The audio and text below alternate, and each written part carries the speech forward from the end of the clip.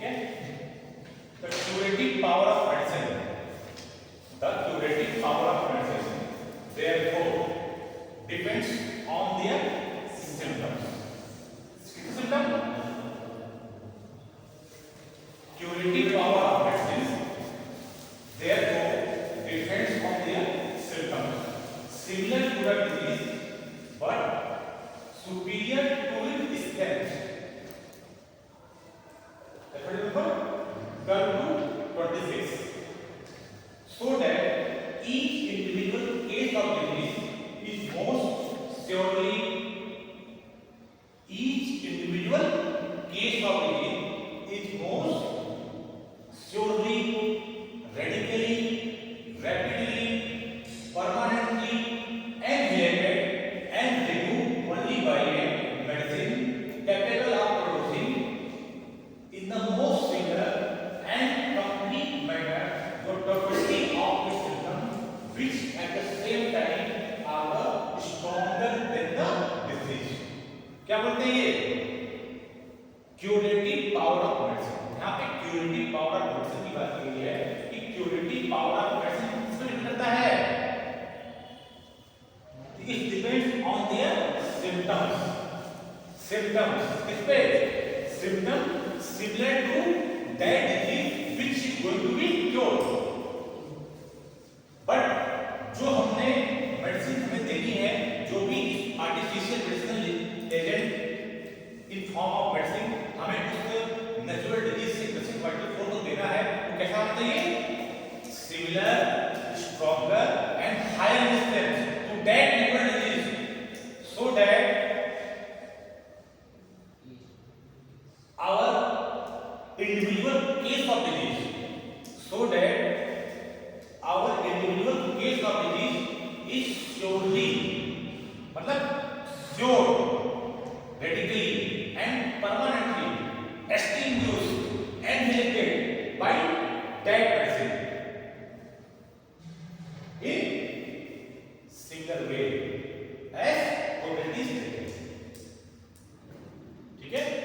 तो ओवरऑल इस पूरे असर में साथ ये है कि क्यूरेटिव पावर ऑफ मेडिसिन उस पर डिपेंड करता है कि जो हमने दवा दी है वह दवा क्या उस डिजीज वाइटल फोर्स से सिमिलर है, डिजीज वाइटल फोर्स के सिम्टम से सिमिलर है, स्ट्रॉन्गर है एंड हायर रेजिस्टेंट है, तब जाकर के वह आर्टिफिशियल मेडिसिन डिजीज उस नेचुरल डिजीज से ग्रसित वाइटल फोर्स को पूरी तरह से एंड कर पाएगी, उस डिजीज को एक्सटिंग्विश कर पाएगी और वाइटल फोर्स फिर से अपनी पूर्ण अवस्था में रिस्टोर हो पाएगा।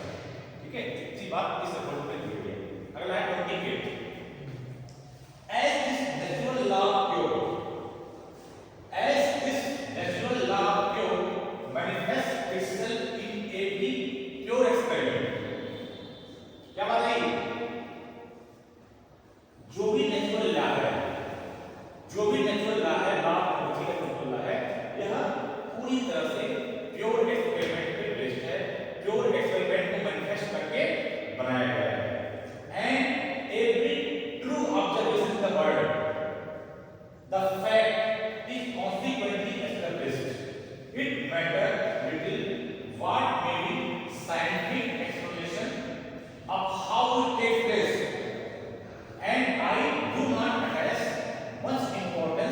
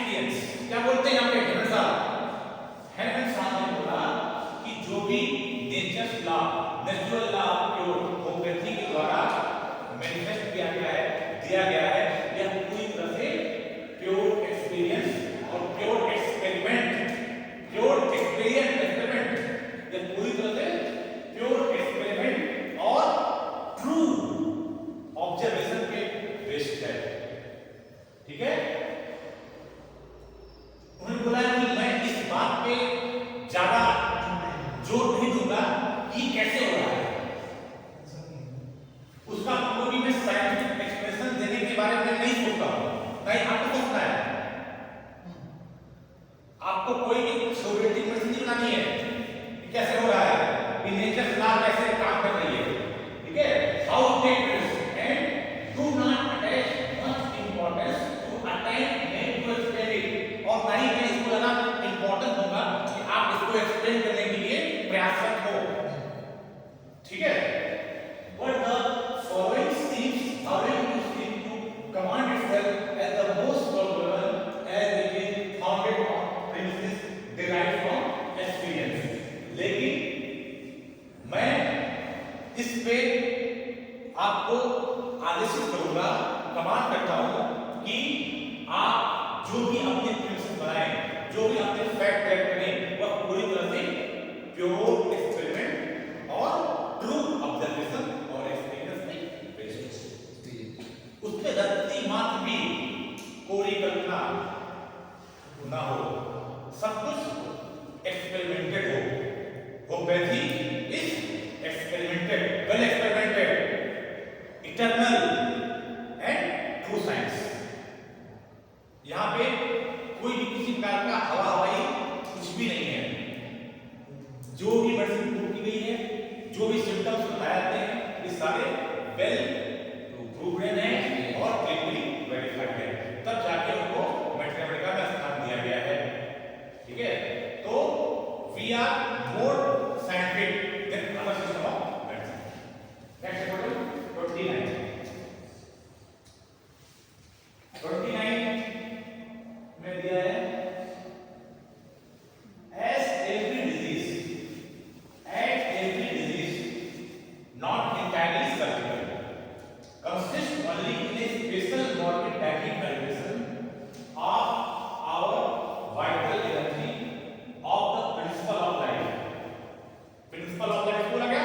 vital force का पूरा नाम, vital principle बोला है। manifest in sensation and motion, so in every homeopathic cure this principle of the life timely altered by natural disease ceased through the administration of medicinal potency selected exactly according to the symptom severity by a somewhat stronger similar artificial disease manifestation। By this the feeling of natural weaker dynamic disease manifestation ceases and disappear। This disease manifestation no longer exists for the principle of life, which is now occupied and governed mainly by a stronger artificial disease manifestation। This artificial disease manifestation has soon spent its force and leave the patient free from disease, cure the diagnosis।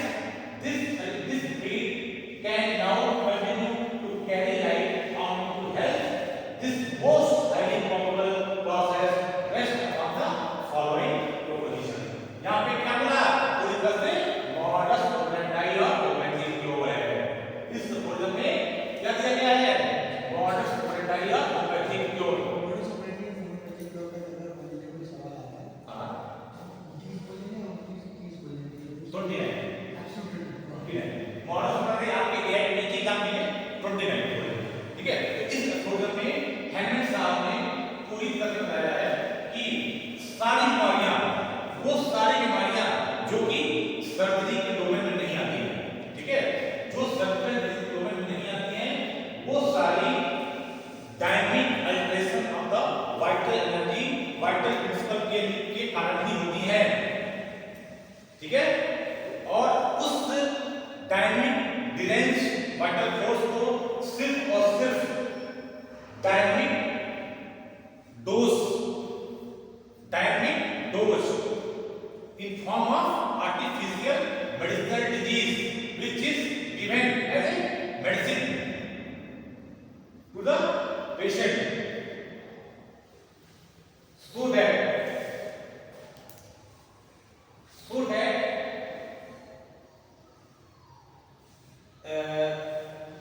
every homeopathic cure, this principle of the life dynamically altered